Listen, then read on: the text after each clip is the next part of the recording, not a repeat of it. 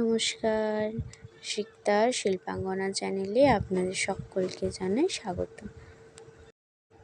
আজ আমি আপনাদের জন্য নিয়ে এসেছি একটি কাঞ্চন ফুলের পাতার কালার টিউটোরিয়াল।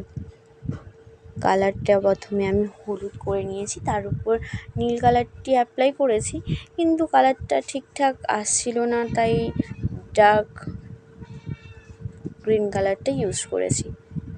এরপর আস্তে আস্তে আমরা সেই কালারটিকে হলুদের সাথে মিশিয়ে কাঞ্চন পাতার একটি কালার বানিয়ে নেব।